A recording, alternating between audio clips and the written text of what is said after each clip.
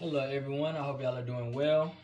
My name is James Christopher, and today I would like to talk to you about totalitarianism.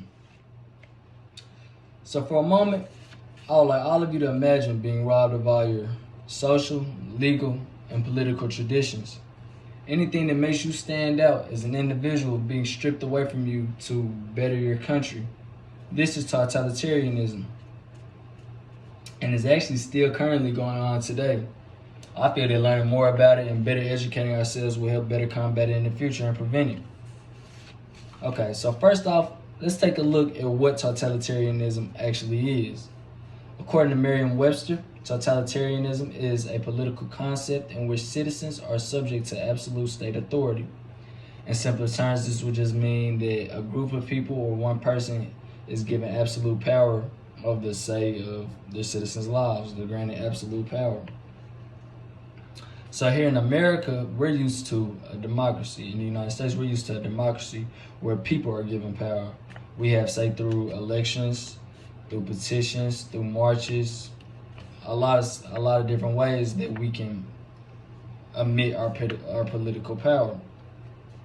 In a totalitarian government, this is not the case. An example of these would be Hitler of Germany under Nazi rule, Joseph Stalin of the Soviet Union, and Kim Dynasty of North Korea. A couple things Hitler did was he made all Jewish people wear the Star of David, and he also made everyone of Jewish descent sent them into a concentration camps where they basically denied all human rights. Okay, so many of you might be actually wondering, how does this start? So it usually starts through a dictator drawing citizens into believing that their system is superior to the current system through deception and hope. LCPS.org says totalitarianism offers a strong sense of security and a strong future direction, which is why a lot of people aren't opposed to it right away. This is actually what Hitler did. So when Hitler came into power in Germany, it was right after World War I, and they were in an economic depression and mad that they had just lost. So Hitler, offered economic stability, and he also denied a lot of the obligations that were imposed upon them. They were forced on Germany from the Treaty of Versailles since they lost. He denied them and said that he wasn't going to do them. A lot of German citizens like this because if you're not participating in basically what you're forced to do because you lost, then it's almost as if you didn't lose. So why is this still important today?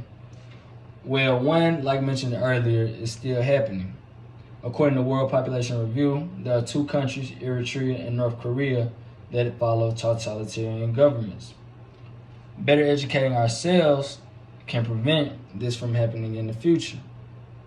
And as we know, history does tend to repeat itself a lot.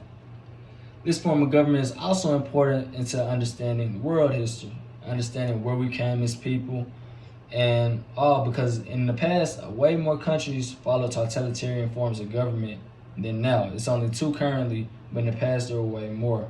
So this form of government is essential into understanding world history. It's also been the reasons a lot of wars have started in the past, and just show how far we came as people. Since there are only currently 2 countries, and there used to be way more, it just show how far we have came as people. Okay, so let's do a quick review.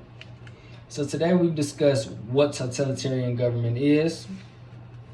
We've also discussed how does it happen, and we've discussed its importance.